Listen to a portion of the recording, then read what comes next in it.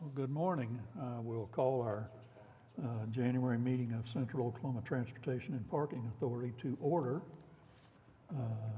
We do have one preliminary report item from the chairman, and that's a MAPS 4 bus stop improvement Phase 1 preliminary report from our consultant. Yes, sir. Mr. Chairman, we have Lydia from Kimley Horn here that's going to present. All right. Good morning. Hi. So just wanted to give you guys a quick update on where we are on the bus stop project. We have completed our preliminary report and it has been accepted, and we are moving to our 60% plans, which will be turned in January. So our project scope is to include a Phase 1 project for MAPS for 250 bus stops of the 1,400 current bus stops within that bus network. The key items we'll be focusing on is ADA compatibility with all of the bus stop pads, a covered shelter with a bench, a solar light, and a trash can at each one, a sidewalk connection to one drive at least, or a street intersection, and an identification on the MAPS 4 projects. So this is a picture of our existing bus stops that we have and the shelters and what they look like. The project budget is a little over $4 million. So this is a picture of what our minimum stop would look like on the bus pad. You'll see we have the boarding and lighting areas. That is for a 6-foot wide area for that depth as well. And also so room for everyone to move around in ADA accessibility. So that allows for a 25-foot front at each curb front. And then you see the placement of the shelter in the area as well. So what we did as well is look at different bus stop standards to create. And hopefully these could be used throughout other projects, not even just the MAPS projects, as we move along for other development projects in the city. So you see to the left, we have our standard bus stop shelter pad installation, which I just showed you. And on the right is where if we're limited right away and we don't have much room, we still want to get that 25-foot front in the front for the boarding and lighting, but trying to minimize a little extra concrete pad for connectivity and minimize what we have to install. And then this is an example of when we have a sight distance problem and we need to move the shelter away from the curb. So we would extend that shelter back just for the area of the shelter, and you'll still have that 25-foot boarding and lighting area along with connectivity to the shelter area. So when we're going through our process of 250 bus stops, we want to do a lot of data collection so we could evaluate the best locations and the best and all the other parameters that go along with a bus stop shelter. You wouldn't think it would be that difficult, but a little bitty pad does involve a lot for 250 stops, and they're unique in itself because each placement and what's going on in that area is unique. So one of the first things we did was look at utility conflicts.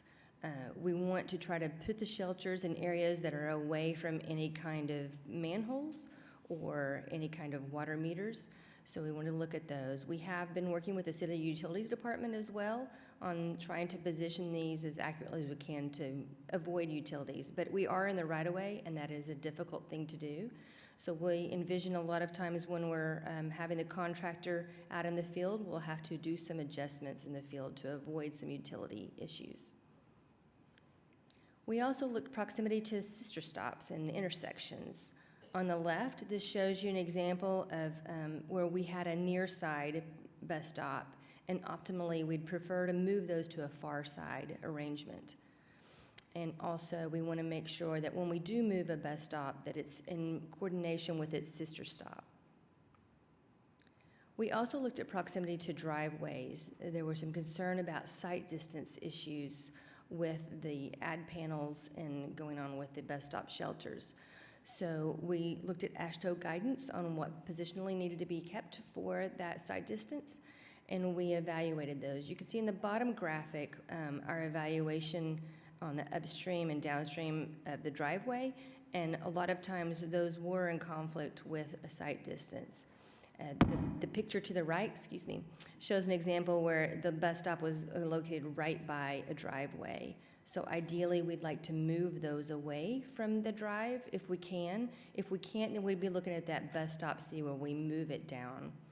And this is an example of that. So the bus stop shelter you can see on the left, this is a new one and a pad, but it's right by the driveway. So when we put in that shelter with the ad panels, that may create a conflict. So a better approach would be to move the shelter as far back as we can in the right-of-way area, and that's what's shown in the right. These are not the same pictures. This is just showing you an example of what we would do.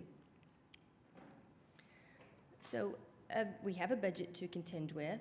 So this is showing you the slides of what the basic bus stop is pricing. You can see the bulk of the price is the shelter.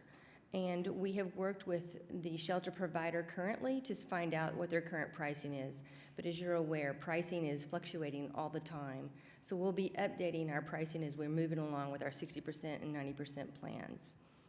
But also we want to make sure that we contend with not just the shelter pricing, but the pad and the sidewalks that we'll be needing, because like I told you, we're going to be trying to connect those sidewalks to driveways or intersection, along with general construction cost and demolition. So when we look at our overall 250 bus stops, some areas will just need a shelter. Some we're just going to be minimally adding 6 foot by 20 foot pad because we have some portion of the sidewalk that was compliable. And then other areas we're doing a full 12 by 25 pad. So with the contingency, our total bus stop estimation was over $5 million, which is above our budget. So the next thing we want to do is look on how we can meet the budget. So when we're looking at what alternates we can do and what our basic bus stop shelters and pads would be the most crucial, we want to look at ridership. So Embark was working with us to provide the 2019 data, that would be the pre-COVID data, and we looked at the ridership, the annual ridership, and this is what this shows you. So we're going to be doing the basic bus stop shelters in the base bid. For the ones with the most ridership will get priority, and then making the others as alternates. So when we do that, we estimate that we could get 205 bus stops in the base bid, and then allowing some contingencies for alternates and breaking those down into small groups. And like I said, as we go through the 60% plans and the 90% plans, we'll be looking at those prices and updating them with current bidding and working with the shelter to make sure that we're looking at the most accurate pricing.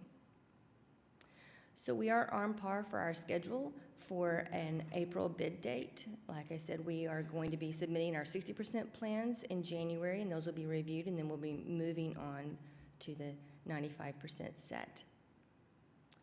So our recommendations is to move forward with this approach and move forward with our 205 base bid and break packages of alternates to meet that goal for the construction cost estimate. So with that, if you have any questions, I'm open.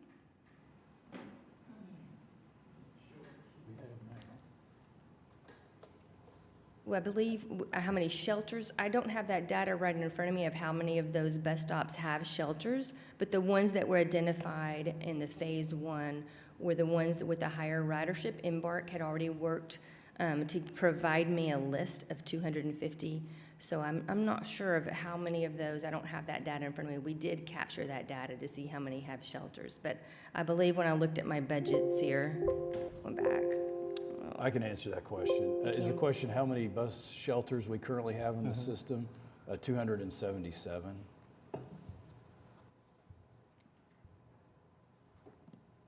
Okay. Any other questions? I do have a question, Okay. Mr. Chairman. Lydia, can you give me an idea about what kind of factors were considered in your cost estimates, considering we seem to be in a somewhat different construction environment now than we have been in the recent past?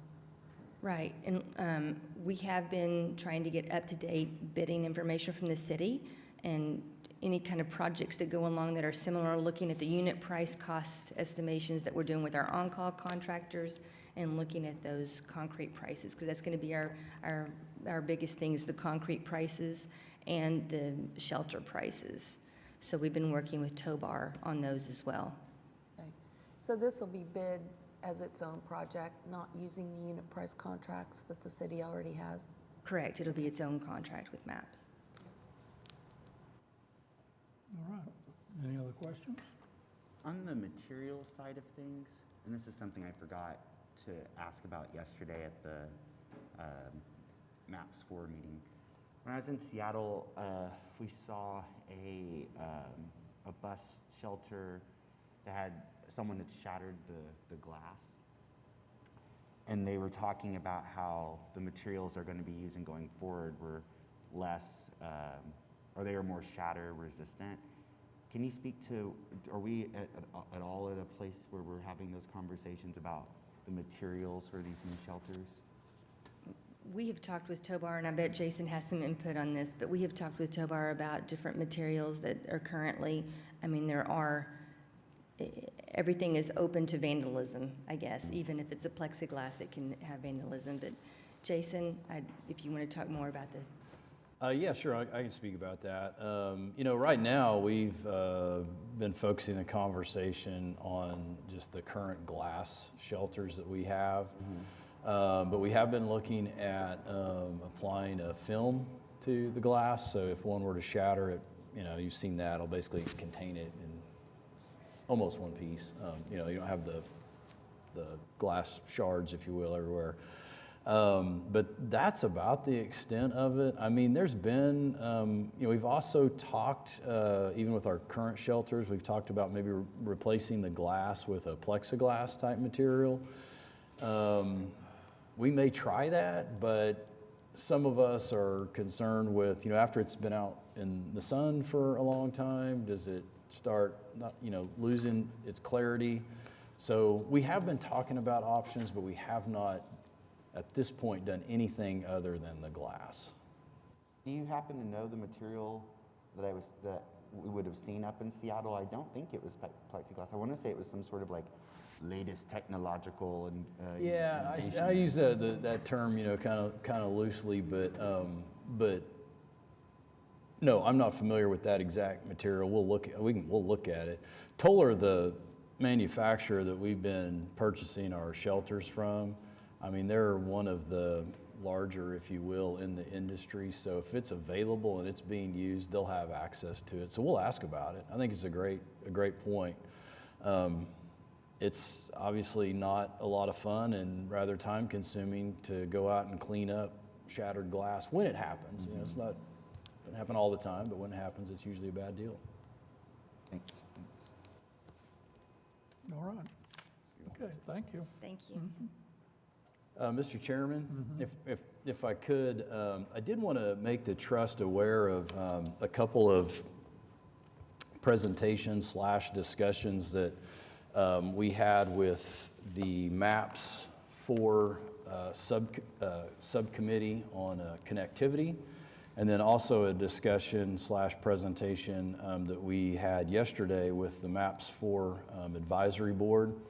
And through this process, having committees overseeing, these MAPS projects, we get a lot of different input, a lot of different perspective, and I know that's what the process and the purpose is all about. And so, through some of those committees, the question has been raised. For these 500 new shelters, do we want to move forward with advertising? What's the value? It's like Embark, COTPO, what do you guys get out of the advertising? Does it make sense to continue to do that? And so we shared with the committee and the advisory board basically some projections in terms of what the potential revenue is that we think these new shelters can generate. And then, of course, the costs associated with maintaining the shelters. And in order to maintain them to the standards that we currently maintain our new shelters to, the costs would, of course, unfortunately exceed the revenue. But I just want to make the trust aware that that is a discussion. That's something that both the advisory board and the committee have asked. I also want to recognize our current street furniture, AKA bus bench and bus shelter advertiser, Tyler Media, for working with us. They really helped us out a lot trying to figure out what those revenue projections looked like, what that potential revenue was. So that's something that I know both those committees are interested in, and we will keep the trust informed if those discussions go any further. But there is a question on whether these additional shelters would have advertising. And obviously, this trust's opinion is very, very important to that equation. But what cost would we have other than the construction of the Yeah. shelter to make it available where they can advertise? Are you asking like how much the ad boxes cost? Yeah. Yeah, the ad boxes, I believe, are about $2,000. I think the last pricing sheet we had was $1,800. They probably went up since then. But the cost, the current shelters have the opportunity for advertising on Right. them. And so there's no additional cost from that. The question is whether or not advertising should be allowed to be continued on those. And we do have revenue that comes to us and agreements to maintain those shelters that would be at risk if there's no advertising.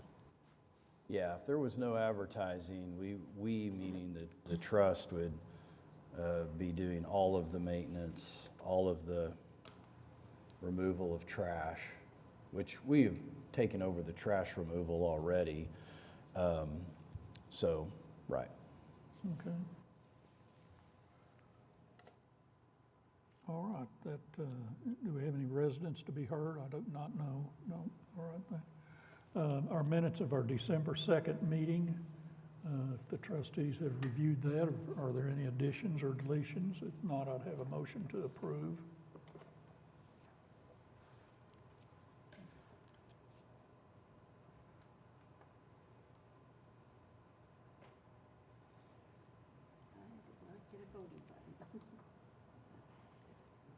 It's been moved and seconded. All in favor? I vote yes. Yes, okay. All right, motion passes. Consent docket, there are several items on there. Are there any items that the trustees would like individual discussion about?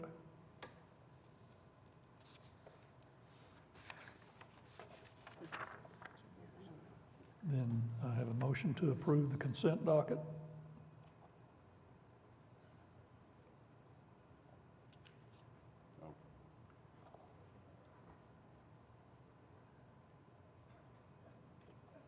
Okay. Now we have a motion and a second. Yeah, motion. Don't try to confuse me, I'm naturally blonde. All right, motion passes, thank you. Items for individual consideration, we've got quite a few, and Jason said he would try to be brief on them, but if the trustees have any questions, please do not hesitate to ask them. Item A is change order 1 and 2 for Regatta Park improvements in the Boathouse District. Yeah, this item here, I know the trust is familiar with. We have an ongoing project at Regatta Park. This item approves 2 amendments, Amendment 1 and Amendment 2, and then also 2 change orders, change order 1 and 2. The packet describes in a little bit more detail what the change order and the amendments are related to, but it's primarily quantities. As you recall, this particular project, there was a lot of different things involved, all the way from parking lot repairs to roof repairs to, cleaning and repairing the outside of that building that's at Regatta Park, also replacing some of the pavers. So there's just like a lot of things involved. And so Really, two things. When the contractor got on site and began the work, there was just, more needed than what was initially anticipated in the base bid. And then secondly, one of the things we omitted from that initial bid packet, if you will, was the federal disclosures requiring the Davis-Bacon wage rates. So we amended the contract to include that, and I can tell you the Davis-Bacon piece of this resulted in about a $15,000 increase to the project. But with that, I'll take any other questions on the item.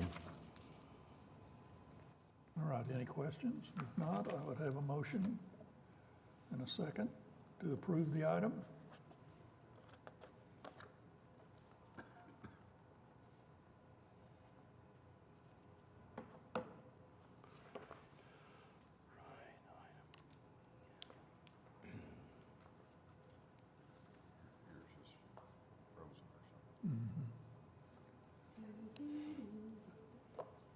Doesn't have screen vote. It doesn't even show it was moved and seconded. Well, I approve the motion.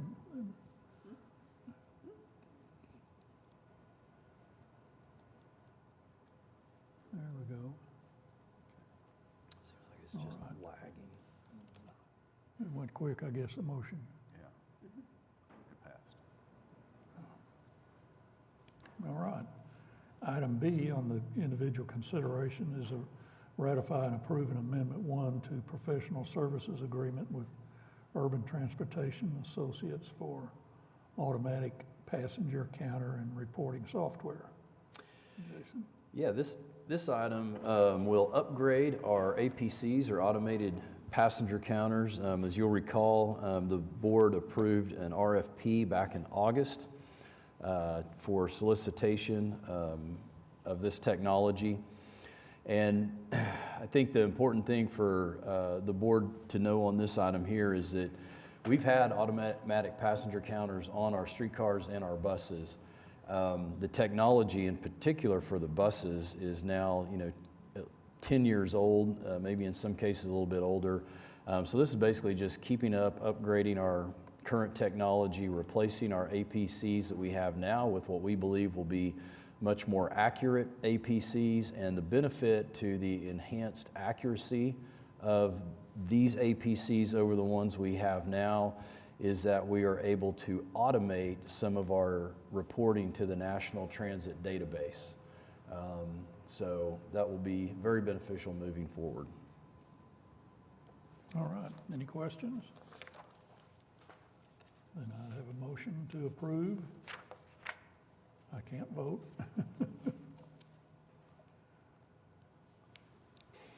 Motion passed, I guess. All right, motion passes. All right, thank you. Item C, Jesse's going to make a report on it. It's an amendment number 2 and change order number 2 to the Northwest Bus Rapid Transit and Transit Center downtown at North Broadway and West Main. Yeah, good morning. Happy New Year. Hope everyone had a great New Year. Yeah, so in your packet you have a change order and amendment for the Northwest Rapid System totaling $736,130. It's broken out into an amendment and change order. And so amendment number 2 totals $364,000 and change order number 2 totals $371,000. The big ticket items in each one of those. So in amendment number 2, there is a trenching item that is approximately $164,000. And then in change order number 2, there's a boring item that's totaling $226,000. So the total between those two is around $390,000. So a little background on those two items, right? So during the design and engineering phase, our engineer was working with our local electrical provider to work out how those connections between the stations and the electrical service would work. And so during that engineering stage, it was the understanding that the electrical service provider would provide that connection. After we started construction, we found out that we didn't quite fit into their timeline, right? And so we worked with our general contractor to do the amendment and change order to essentially trench between our stations and the nearest electrical service drop, so the nearest pole, right, from our electrical service provider. And in some areas, we weren't able to do that trenching. So an example of that would be on Classen, where the electrical service is in the center median, and our stations are on the curbside, right? So we essentially bored from the center median to the curbside, making that connection to our stations. So it's a large item, $390,000, but also provides electrical service to our stations, the amenities, and our power poles, or our lighting at the stations. Total change order amendment, $736,000. An important item here to note is that working with Oklahoma City Waters Utilities Trust, right? So they have a betterment purchase order in this project. And so any items that go along with those betterment items, the Water Utilities Trust will pay for those items. So included in this change order and amendment are some items that the Water Utilities Trust will be reimbursing. And so that totals a little over $24,000. So be happy to answer any questions. All right, any questions? Would you explain again, I'm sorry, just for my own nerd brain, how that Classen median connectivity part works? I'm sorry, just want to make sure I understood that. Yeah, of course. So anytime we're looking to connect to the nearest electrical source, on Classen, right, so you've got the lanes traveling north and southbound, but you've got that center median dividing the two lanes of travel. That ended up being the closest connection point for us to be able to get that power source back to our station. So we bored from the center median to our stations, out to the curbs. Thank you. You bet. All right, no other questions, and we've got a motion and a second. All in favor, vote.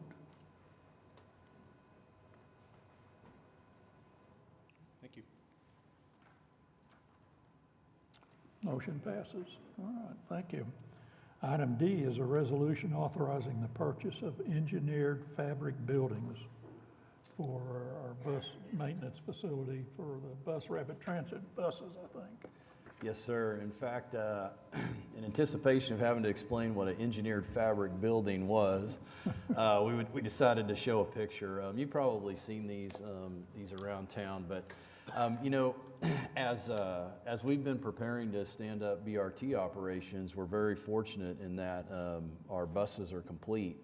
That does create you know, a challenge for us in that we feel like we need to secure those buses until they're ready to be in service, secure them from the elements primarily, but also provide, you know, some security for those vehicles. Staff spent quite a bit of time looking at property around the city where we might be able to store the vehicles. Obviously, one of the biggest challenges is the height requirement, you know, finding a facility with an overhead door that will allow that bus to be able to be put inside. So I have to really commend staff on coming up with what we think is a really good solution, and that is we're asking the trust for authorization to purchase 2 of these buildings here. It's detailed in your memo, but they're approximately 50 foot by 60 foot, somewhere in there. We'd purchase 2 of those. We would store the BRT buses under this protected covering until they're ready to go into service. And then what is beneficial to us, even more so in the long run, is that we can repurpose these fabric buildings, if you will, to store equipment that we currently have now on our property that we're having to store outside, or store in like a mobile mini type storage container. So although, you know, a lot of this I know the trustees don't see on a daily basis, we have a lot of equipment, whether it be trailers, whether it be snow and ice removal equipment, you know, lawn mowers, lots of equipment that we don't talk about on a regular basis. It would be very beneficial to be able to store. So anyway, that's the idea with this. The cost is $175,000. We do plan to receive a $100,000 reimbursement from the general fund to offset part of this cost as part of the BRT startup. And so if the trust is inclined to approve this item, we will begin installing the buildings. I did want to mention, because I forgot earlier, there is basically a 20-year life, if you will, expected for the fabric. So it's a substantial fabric. And then the steel structure, there's a 50-year expected life. So we could, yeah, should withstand a typical Oklahoma hailstorm, for sure. But there's no way to secure anything. I mean, they don't have doors or anything to secure. No. Okay. All right, do I hear a motion to approve item D? And all vote.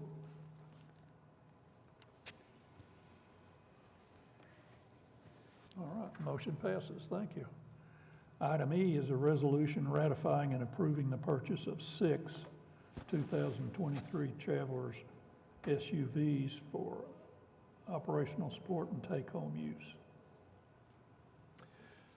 Yes, sir. So with approval of this item, as you mentioned, item E is authorizing the purchase of 6 2023 Chevrolet Traverses. As you may recall, we had some discussions about placing an order earlier in the year of Ford Explorers. We missed that window to order the vehicles. However, staff was able to find these Chevy Traverses through an order that somebody else had placed that had got canceled. So the point is, as difficult as it is to find vehicles now and replace or even add to the service vehicles that we have, we're recommending we go ahead and purchase the Traverses instead of the Explorers, because we know when we'll be able to get them. In fact, I think they're gonna, if this item is approved, they'll go into production, I believe, in April.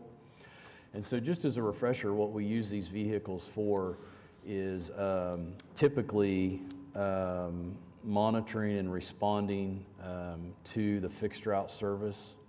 You know, as we're providing service on the street, our route supervisors primarily use these type of service vehicles.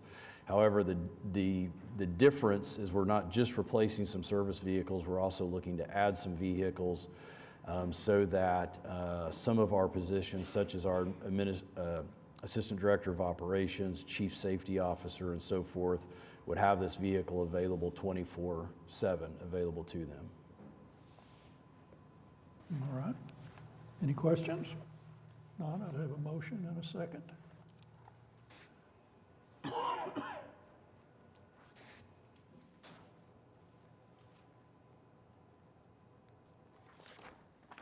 We have a vote, motion passes. Item F is sole source agreement for purchase of automated ticket vending machines for installation, maintenance, and software update. Hey, Mr. Chairman, if I could, I'd like to talk about item F and item G together. Both really are related to the same sole source agreement with Weatherby Electric for the Parkeon/Flowbird Strata ticket vending machines and parking meters. So as the trust is aware, we use the Parkeon or Strata product for both our on-street parking meters and the transit pass or transit ticket vending machines at the streetcar stops. We also have some of these machines throughout our on-street parking network that will sell both on-street parking and transit passes. So thinking ahead to the Bus Rapid Transit project, we wanted to make sure we had a consistent same ticket vending machine for BRT that we had at streetcar, that we also had for our on-street parking, for consistency and hopefully ease of customer use. So as we were looking to purchase the vending machines for the BRT, we realized our agreement with Weatherby did not include the federal disclosures required for federal funding. And so in item F, we're basically amending the agreement primarily to include those federal disclosures And then item G, if approved, will allow us to purchase 31 ticket vending machines from Weatherby Electric for the Bus Rapid Transit project. The total cost of those ticket vending machines is $800,000. It's already included in the BRT budget, and then you can see the funding split on your memo of about 57% of that anticipated to be funded through our build grant and 43% of that to be funded through our transit GEO bonds. All right. Any questions on F and G? Then I'd have a motion to approve item F. It's been moved and seconded.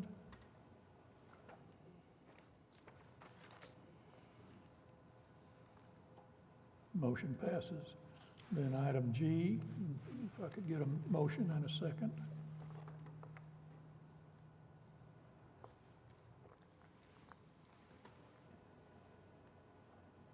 It's been moved and seconded. All in favor? Motion passes.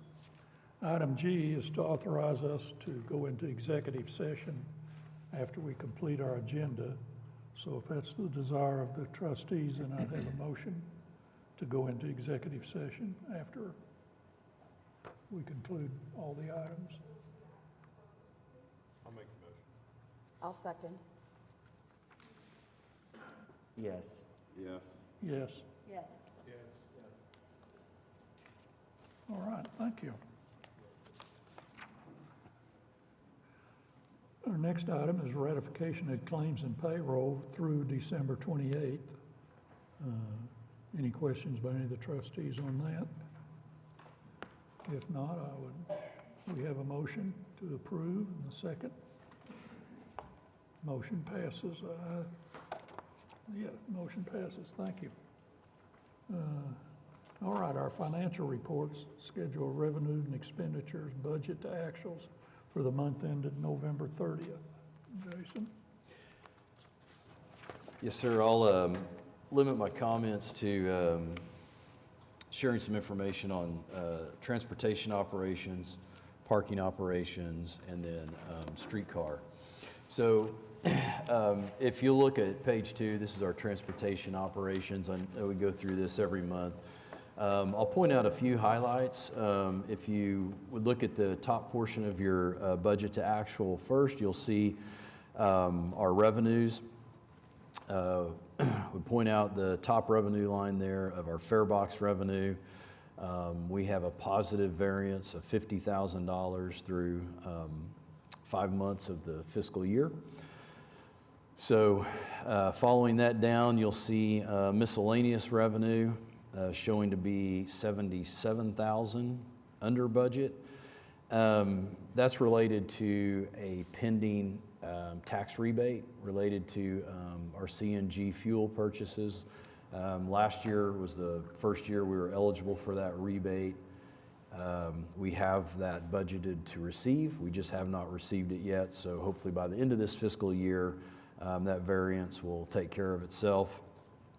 Also, as we work our way down on the revenues, a few that we talk about, I think, every month, the federal grant revenue. This is our typical 5307 grant that we draw on monthly. We're showing to be $858,000 under what we had projected to seek reimbursement for. I know that Suzanne in the past has provided a detailed explanation of that variance, but the short of it is we basically went 1 month without having to take a PM draw, for reimbursement of our preventative maintenance expenses. That was covered instead by our American Rescue Plan funds. And so as you'll note, we've actually exceeded our draws on both our CARES reimbursement and our American Rescue Plan funding. And other than, a few security dollars, and when I say security dollars, there's a portion of those grants where we are required to spend them on security. Those 2 grant funding sources are now exhausted. We've used them up. And then moving down to leases, you'll see a negative variance of about $27,000. So we're $27,000 less in revenue than what we had anticipated. That is because when we built our budget, we had included the rental or lease payments we were receiving from the Scissortail Park Foundation for Union Station. Obviously, now that we don't own Union Station, we're no longer a landlord and no longer receiving lease or rent payments. So we'll get that updated in the next fiscal year budget. And then if you look at the expenditures, we're doing really well, if you would, on our main expenditure categories related to personal services, other services and fees, and our payments to the city transportation fund. Each of those are running significantly under budget, which is good. However, I will also mention that we are still in negotiations with the ATU for potential pay plan adjustments. So once an agreement is reached, the personnel services in particular will begin to change. We won't see that surplus there potentially.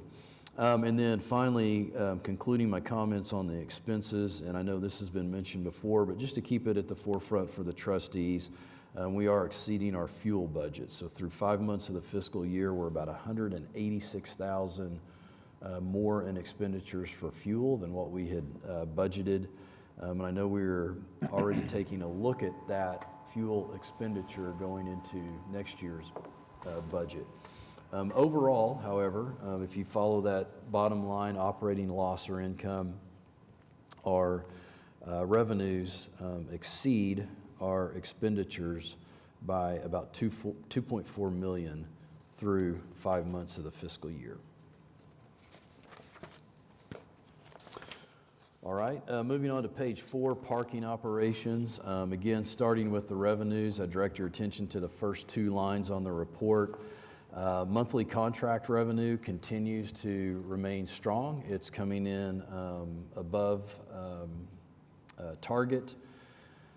The event and transit parking revenue, the next line down, you'll see it's also significantly over target, $445,000 more than what we had anticipated. So just to manage expectations, that is a result of receiving a payment from one of our large event parking customers a month earlier than what we had planned when we built our budget. So that variance will soon correct itself. Nonetheless, our revenues are doing really well, and the parking system overall, as you can see, expenses are exceeding, revenues are exceeding expenses by about $1 million. And then finally, we'll finish up on streetcar. Page 7 of your budget to actual report. Looking at the revenues, probably direct your attention, if I could, to the advertising revenue. We are about $70,000 less in advertising revenue collections than what we had budgeted. And when we say advertising, we're talking really about streetcar stop sponsorships. And we have had some challenges renewing those. As you know, when we initially sold those sponsorships, they were multi-year agreements. So we're having a little bit of difficulty selling those again, especially for the term, if you will, that we had sold some of those initial sponsorships at. So we are actively working with Houck Advertising, and I think, again, Suzanne has mentioned this in previous reports, to maybe retool and try to determine a new approach for selling some of those sponsorships. In fact, staff had a meeting about that this week. I don't have a good answer for when that's going to correct itself, other than to let the trust know that it certainly has our attention, and we are working with our advertiser and pushing to try to figure out a way to sell those sponsorships, even if they're maybe for a shorter term than what we had originally sold them for. And then finally, just directing your attention to the expenditures. You can see that the streetcar operations and the services and fees lines are either within or under budget. That's partially offset by an overage in supplies. You'll see our supplies are $112,000 more than what we had budgeted. Supplies are primarily parts for the streetcar. And in this particular case, we've had to purchase several wheel sets, if you will, for the streetcars. So that's one of the drivers of why the parts are higher than normal. It's not something we replace on a routine basis, but when we do have to replace them, they're a high-cost item. So that concludes my report on the budget to actual, and I'm happy to answer any questions. Any questions by any of the trustees on the budget to actual? If not, I'd have a motion to approve in a second.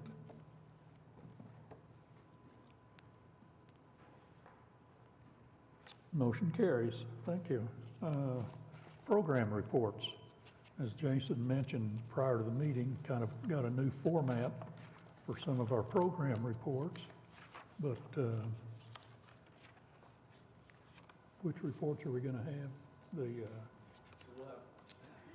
I'm sorry, we'll have presentations Yeah. on the BRT. Okay. We'll have a mobility management presentation, and then a parking presentation. All right, thank you.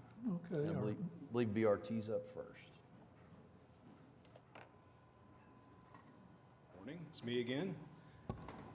All right, so I'll be providing a quick Northwest Rapid update, but before I do, I'd like to take an opportunity to introduce our newest team member, Mr. Carlisle Barnaby. He's our chief of bus operations, so he has direct oversight of all of our fixed route services, right? So the big buses out on the road.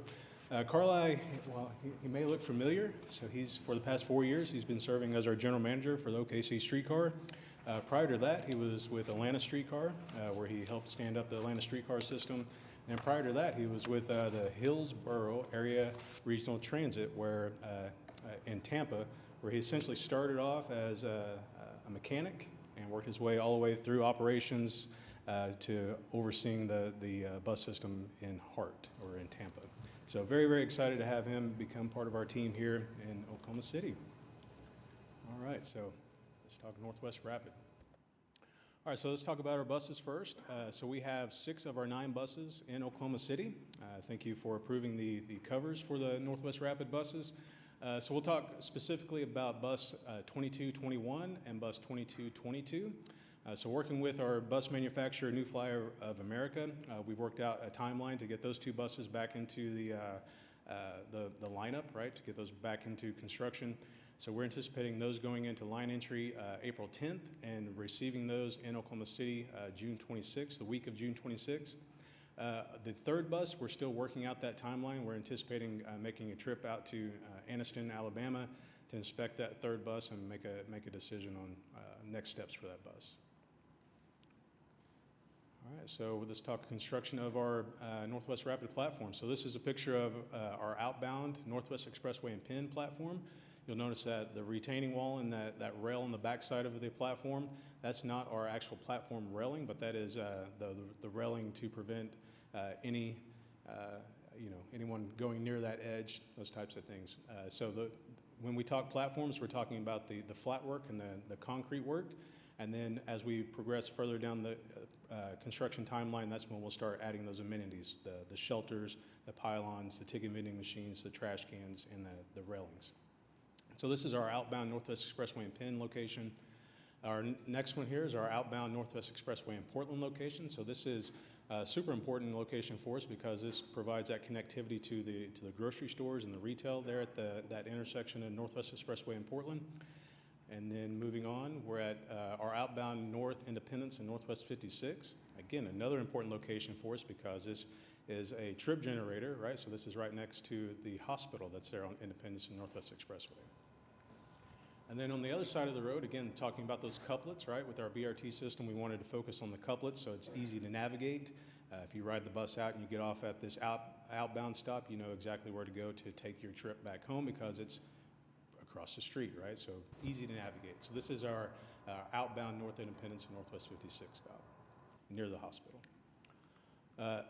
Again, another important location near a hospital. So this is our outbound and inbound. We were able to get both locations in the photo here at Northwest 10th and Dewey. And you'll see on the right side of the screen there, that platform is built. And then on the left side of the screen, them constructing that station. I did want to take a quick moment to shout out Kristen Torkelson, our senior project manager for the BRT project, the Northwest Rapid Project, for taking these photos, right? Braving the weather, getting out in the cold weather, and making sure that we're staying on top of our construction project.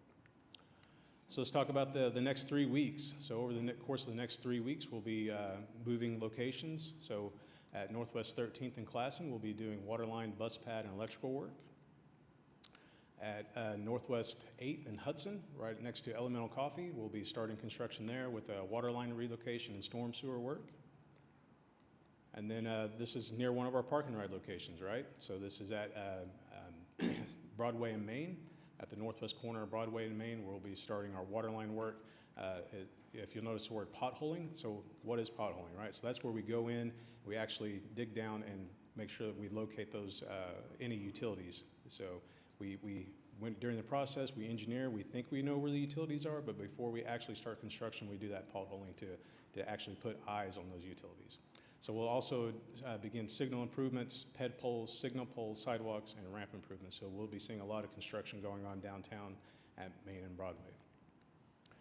And then the next one here is at 42nd and Class, and this is right next to Newview. We'll be wrapping up construction at this location. And then continuing on, so at Northwest Expressway in Penn, this is near the Oak, or the Oak development. We'll be constructing that pull-off lane where we'll have that queue jump area, right? So this is an area where the bus will be pulling out of Northwest Expressway traffic, picking up our customers, pulling up to that queue jump area. All of the lights at that intersection will turn red, and we'll be able to jump back into traffic safely. All right, so for the past couple of months, been trying to figure out a way to visualize how much work is actually going on. And I like to show a map sometimes, but sometimes the best way to do that is a slide with a chart, right? So that's what you have in front of you. So we've, on our outbound or our northbound stops, we've completed 9 of 18 stations. And on our inbound or southbound, we've completed 7 of 16 locations. So those are shown in green, right? So those completed station locations are shown in green. And then you'll notice the station locations that are shown in kind of the yellow color. Those are the ones that are in some form of process, right? So we're either wrapping up some last minute engineering that needed to be done, or we're actually beginning construction over the next 3 weeks. Anytime something's in red, right, we want to make sure we draw attention to that. So there are 3 station locations that are going to condemnation. So what does that mean, right? So we've tried to work with the property owners to negotiate purchase of some land to be able to build those stops. When that can't be accomplished, then it goes to condemnation. And we've got court dates for those 2 locations. We're still pending on the 3rd one. So at Northwest 13th and Classen, our court date is April 20th. At Northwest 23rd and Classen, our court date is February 2nd. And then directly across the street, we're still waiting on that final court date timeline. So you'll notice that there are... Jesse, when Yep. you update this report, you should change that word, because the word is condemnation, not commendation. Commendation, yeah. Spelling's not my Yeah. biggest suit, right? Well, those words mean 2 very different things. Fair enough, yep. I appreciate that. Okay. Yep. So on the condemnation, I think it's important for the trust to know, I don't know that we would necessarily characterize any of this as like adversarial type. It's Yeah. just, it's been difficult getting a hold of someone or getting a response. So just to kind of manage what the whole court Yeah, date and that absolutely. process is about.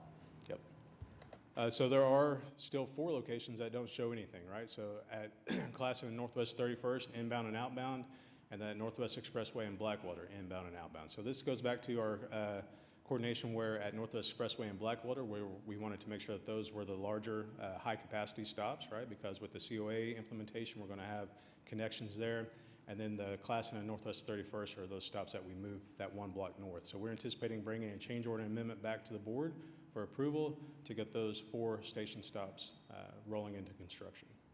Jesse, have they determined there at the Oaks, isn't that what it's called though? How people are gonna get in and out of there? Gonna be any stoplights on Northwest Expressway, or gonna be a pretty congested intersection? Yeah, so they're just to the west of Penn and Northwest Expressway. I think they're working on some entrance and exit driveways for the Oak development, essentially taking some of that traffic away from the intersection. Yeah, but you're all right, that could be a congested intersection. There won't be a light there, I don't assume. I don't know. It is in a place where you cannot add an additional signal. It's too close to that big intersection. To Pennsylvania. Right. Yeah, they're literally, to Jesse's point, constructing a new road right before where the BRT station is. There's a road that will is this on? There's a road that will connect to 50th Street. So, and during the whole zoning process for the Oak, we had extensive conversations with our traffic department and with Ward 2 Traffic Commissioner Littlefield to address the traffic concerns. And then, you know, something I always say when it comes to the possibility of more traffic congestion there, I have a very fun solution. It's called Bus Rapid Transit, and that would help. All right. So as far as completion process goes, again, we're about 21% complete with the project MC-0619 and MS-0123. That's our local match bike and PED construction, a little over 10% complete there. And then with our water line betterments, 38% complete. Total project completion, right around 18% complete. All right, so that completes the Northwest Rapid update. All right. Chairman, if I may, sorry, did you have a question? Please. Yeah, no, go ahead. No, please. Okay, so I did want to make a quick announcement. So about 30 minutes ago, we got notification. I'd like to make a quick announcement. So the WTS, the Women's Transit Seminar, promoting women in transit, promoting transit, announced its Woman of the Year 2022, and it is our very own Dr. Marilyn Dillon. So just wanted to say thank you for that and everything that you did.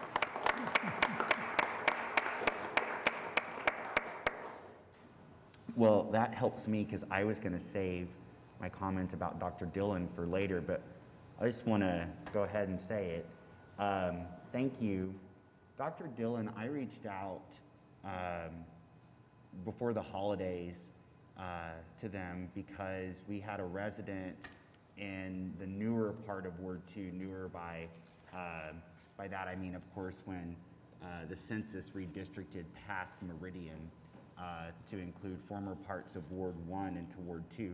And we have a resident who their parent reached out to us and was talking about the difficulty because of the lack of the sidewalk infrastructure on Meridian, Portland, for their kiddo to get to have access to the transit stops. And I knew in that moment exactly who I needed to talk to because this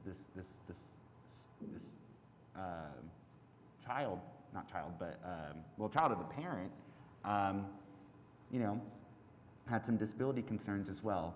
And it was surgical the ways in which Dr. Dillon responded in that email. Surgical, like very specific, you know, whether it was the paratransit, you name it.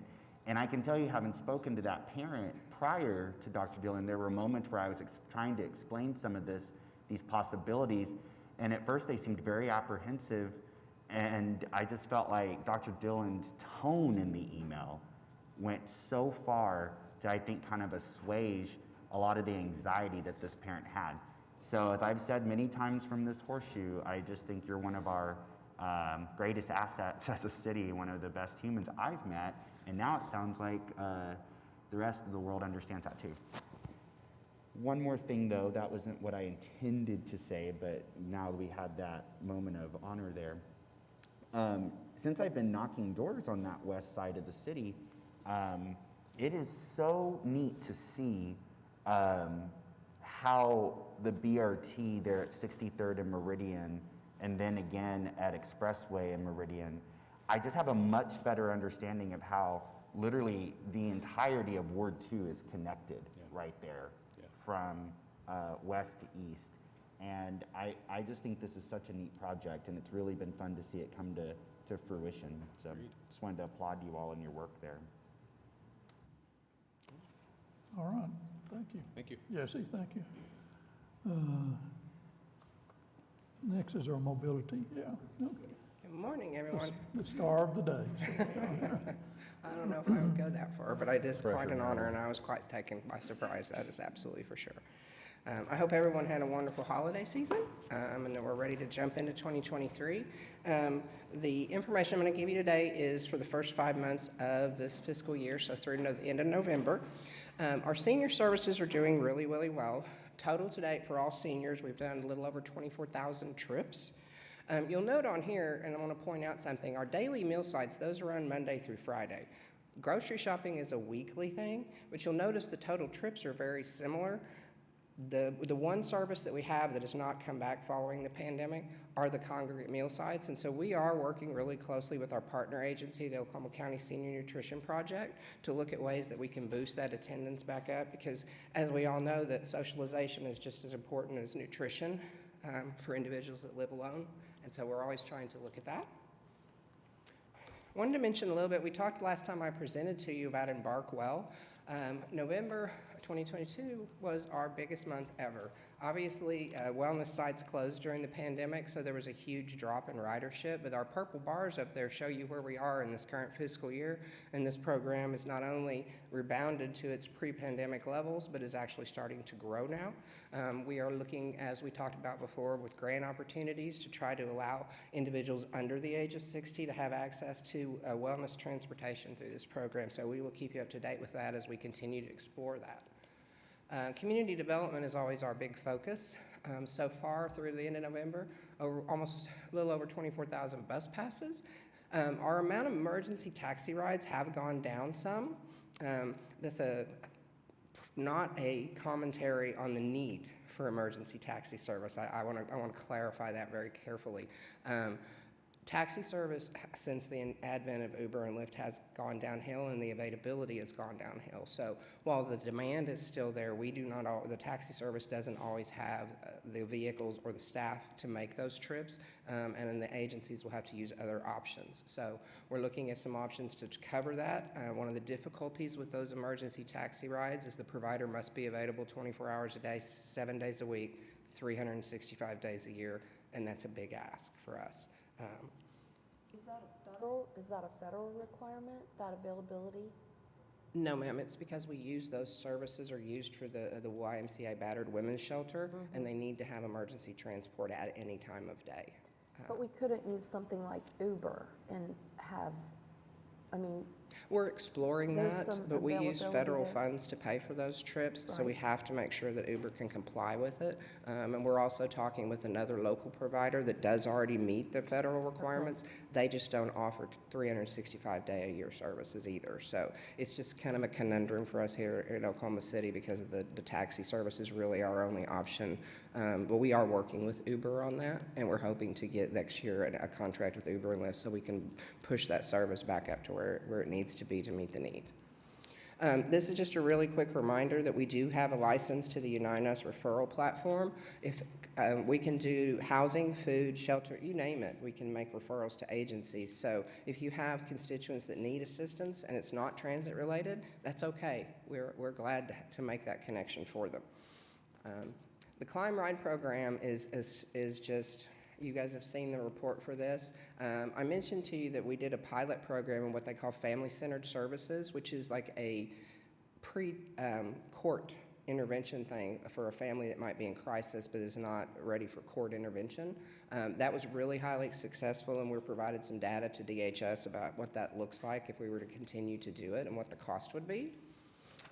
This next graph just kind of gives you a little idea of trip purposes under the Climb Ride program. As you can see, almost half of them are for visitations with the children, and that is simply because study after study has shown that family reunifications are more successful the more times the children and the parents are allowed to be together during that court process, and so we continue to push those trips priority. Palomar is doing very, very well too. You can see the growth here as the program has continued to move forward. We're really excited about how this program is going. Palomar is very excited about it, and we'll continue to let you know if there's any changes to that. I wanted to share this with you because since we're talking about awards, I entered a couple of photos from our wonderful marketing team into the 2022 photo contest. The idea is to identify photos that illustrate people with disabilities utilizing transit services. So one of our pictures won second place. This one shows the level boarding and people with disabilities being able to use level boarding. And then our other entry got an honorable mention. This is the wonderful Paula Harris, who works the bubble at our transit center, assisting an individual with a vision impairment to buy their fare. So we're really, really proud of them. As we all know, and we all see it all the time, Michael's team does such a great job with our marketing and our photography. I wanted to give you a really brief what's happening in 2023. We are having some early discussions with OU Medical Center up on Lincoln to assist them with post-ambulatory hospital discharges. We are also going to be meeting with SSMA Health here in January to continue those discussions with them with the hope that we can develop some pilot programs to meet that need for individuals that are coming out of the hospital, need to have follow-up care or pick up prescriptions. They don't always do that follow-up care and end up getting readmitted to the hospital at a significantly greater cost. So we're looking for that. Obviously, we talked about we want to expand our Mark Well service to people under the age of 60. And then we are going to be working on our new trip scheduling software project. You'll remember that we were awarded an FTA competitive grant to purchase new software. So that project will start up. It hasn't started yet, and I'm sure everyone in the room can guess why, because we're trying to build a BRT and do some other software purchases that are in the queue before me. But we are waiting patiently to get that done. New software is going to be really amazing for us here at Embark. It's going to allow us to do what we call commingled trips. It will make us more efficient. We'll have a better ability to share rides and combine different transportation groups that are being funded with different sources. And so we're just quite excited about what that's going to mean for mobility in Oklahoma City coming forward in the next few years. And with that, that's what I have for you today, and I'll take any questions. All right, you all have a wonderful week.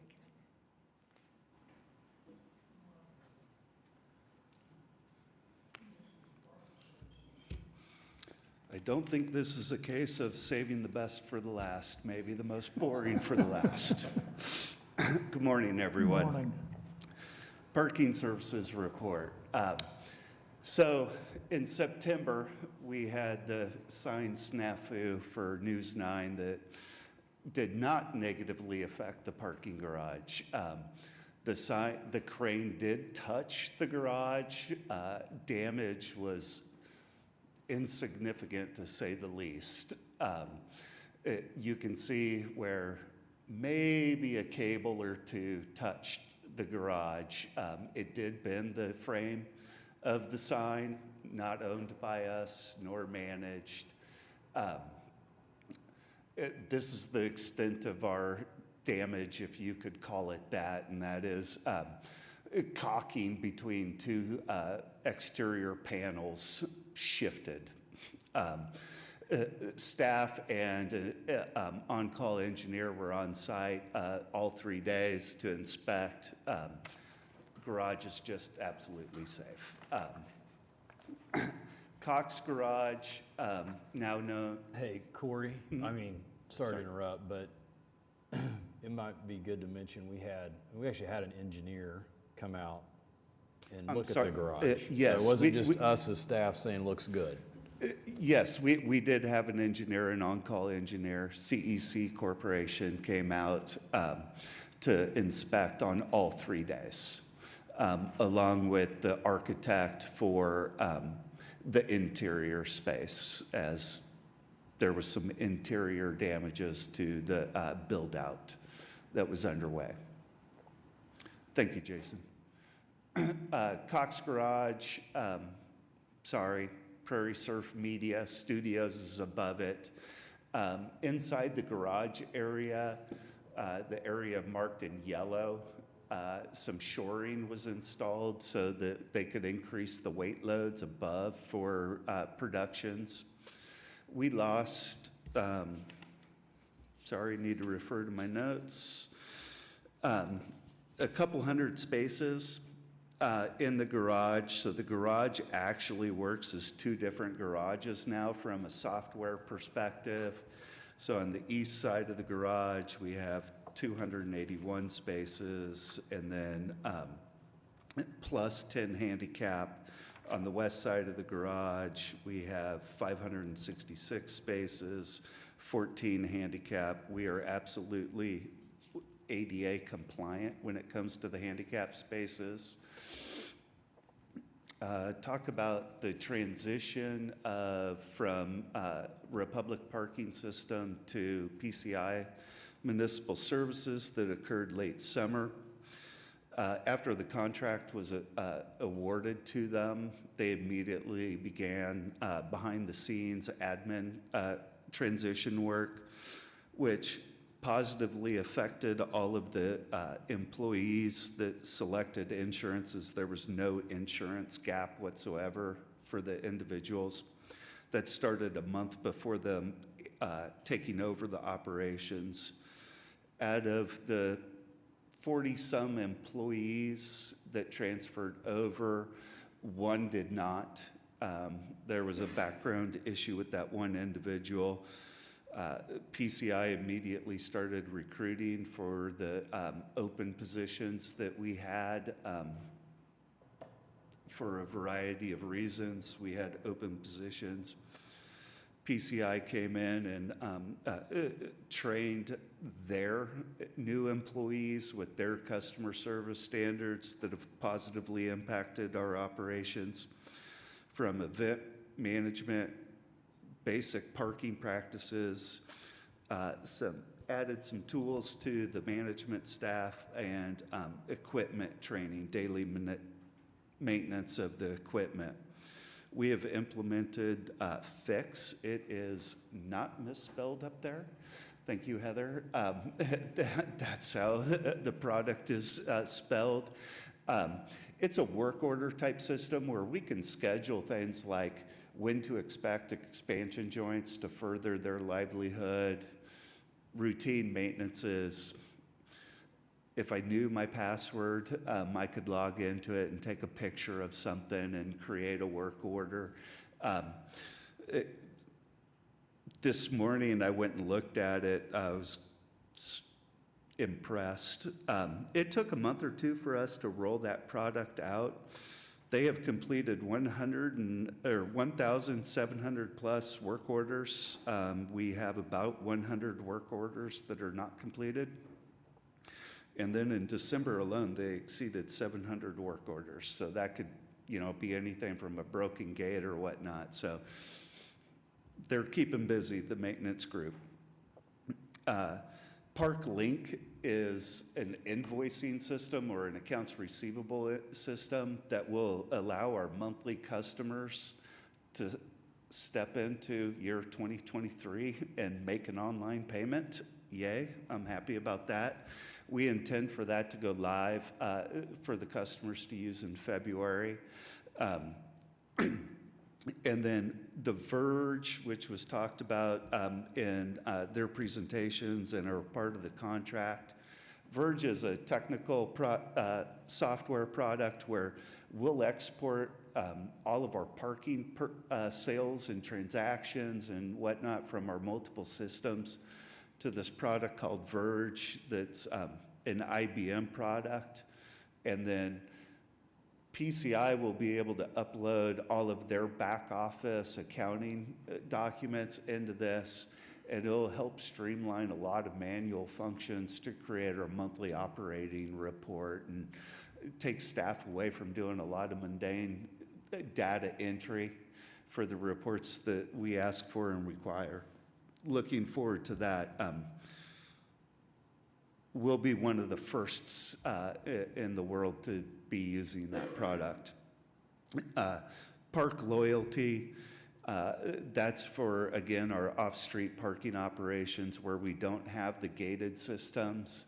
That will allow staff to issue notices or citations to those that did not pay our pay-by-plate kiosks, so we can retrieve those payments. Opening night was highly successful. We had 4 major venues. We had the Thunder game with a higher estimated attendance than a regular game. We had opening night. The convention center had an event, and then the Omni also had multiple smaller events. So we really got to shine that day. Parking transactions, which includes monthly customers, transient and event, exceeded 2,600. Revenues collected was over 8,000. That excludes pre-purchases made through Ticketmaster or our mobile parking app, and excludes Thunder season ticket holders. So we pushed our system, and it was highly successful. With that, I have any questions? Any questions? All right, thank you. Thanks. All right, I would hear a motion to receive our program reports.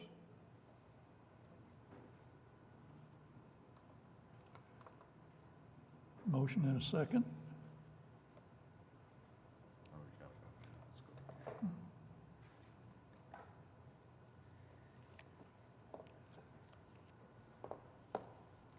go. Motion passes, thank you.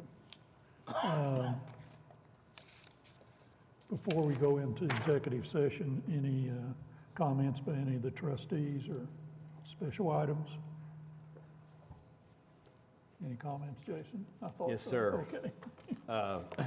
Just wanted to make sure we invited all the trustees out to the Martin Luther King Day Parade.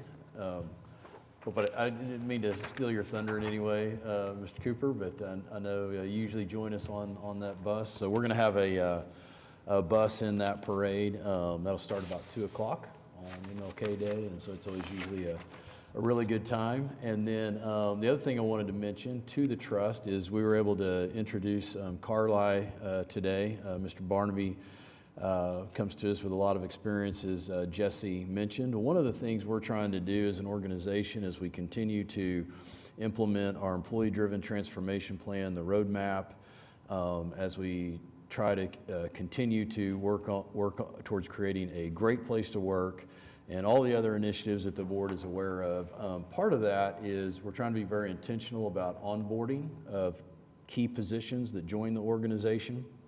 And so there's a fabulous interview that Jesse conducted with Carly that's available on YouTube. We'll send the trustees the link, but it's probably about 15 minutes of Q&A, and I think would really be informative to the trust just to give you the depth of the background that and experience that Carly brings to our organization. And again, it's kind of a template for how we, not that we anticipate or want a bunch of turnover, but as if key positions are hired in the future, it's not only a great way, I think, to introduce them to you as a trustee, but also we share that with the employees. So all of our employees can also get to know some of our key personnel that they may not interact with on a daily basis. Thank you, Mr. Chairman. Thank you, all right. Then we've had a motion, so we'll go into executive session.